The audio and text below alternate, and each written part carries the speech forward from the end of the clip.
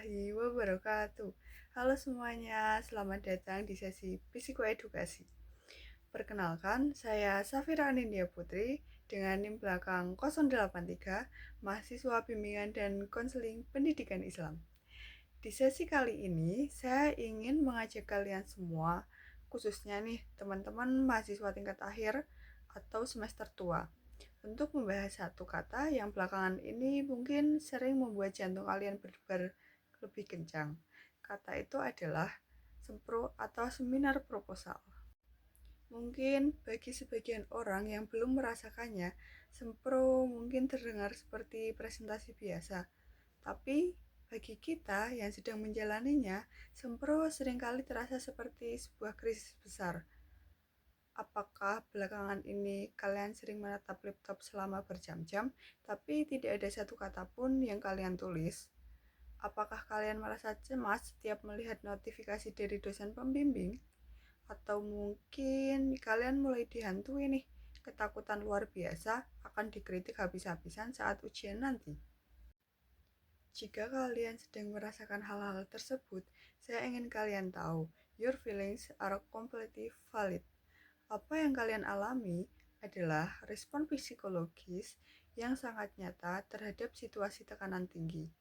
Hari ini, mari kita bedah bersama apa yang sebenarnya terjadi sih pada mental kita saat menjelang sempro dan bagaimana cara mengatasinya agar kita tidak terjebak dalam krisis psikologis.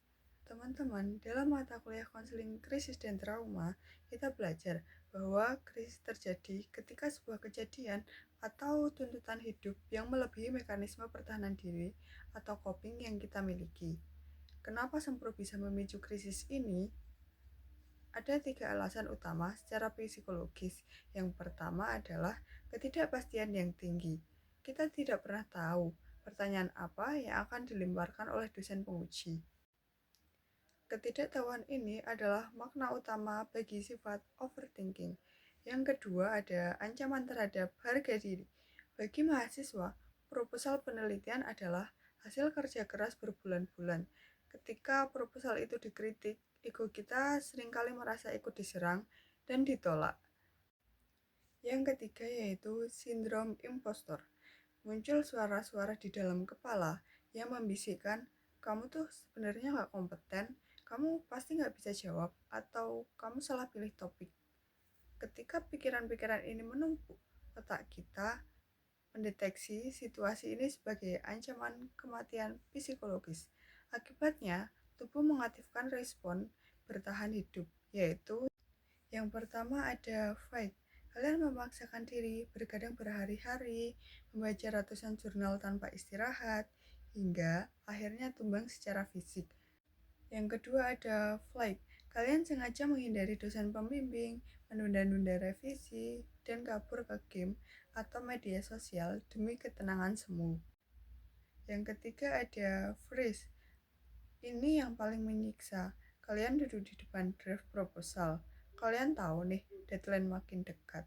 Tapi otak kalian benar-benar kaku dan membeku. Tidak tahu harus mengetik apa. Kenapa krisis menjelang sempro ini tidak boleh kita sepelekan? Jika stres akut ini dibiarkan tanpa adanya penanganan yang tepat, mahasiswa bisa mengalami apa yang disebut dengan burnout akademik, tindak lanjut.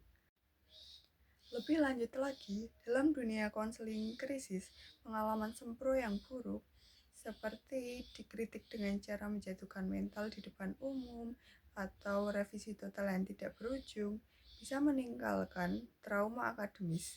Trauma ini membuat mahasiswa mengalami fobia atau kecemasan ekstrim di tahap selanjutnya, yaitu saat menyusun skripsi atau menghadapi sidang meja hijau.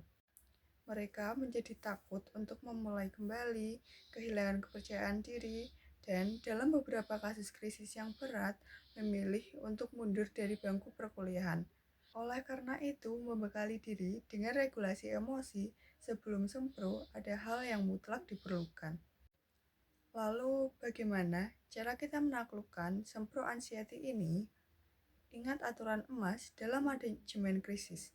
Tenangkan fisiologis atau tubuh kalian terlebih dahulu. Baru, perbaiki kognitif atau pikiran kalian.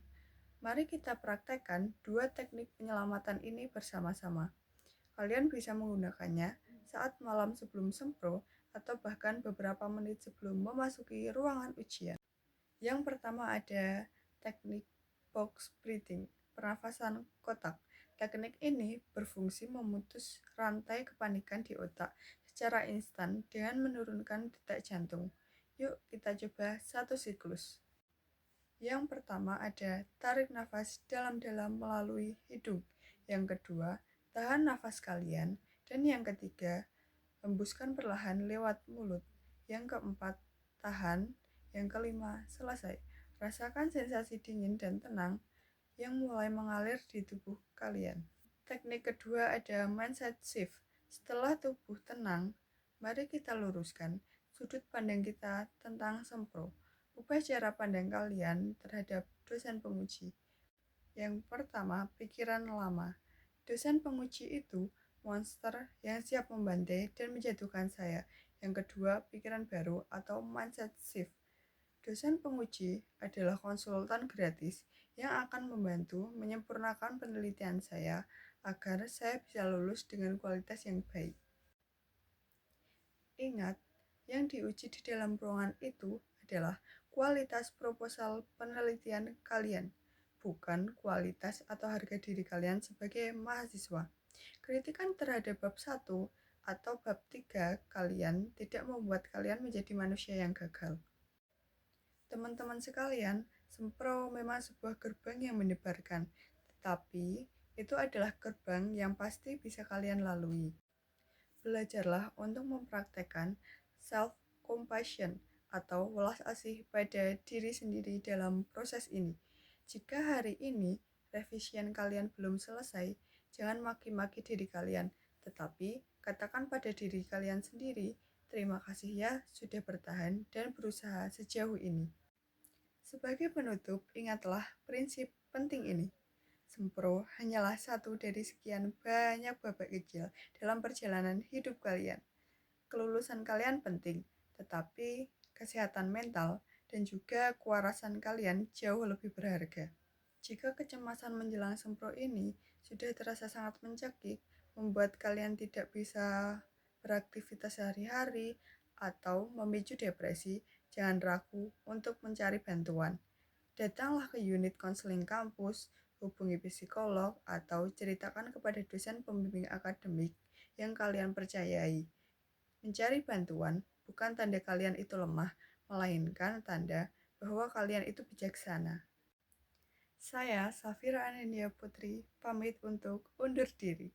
Selamat mempersiapkan sempro kalian dengan mental yang tangguh. Terima kasih, tetap jaga kesehatan mental, dan salam sehat untuk kita semua. Wassalamualaikum warahmatullahi wabarakatuh. I just had to let you know you're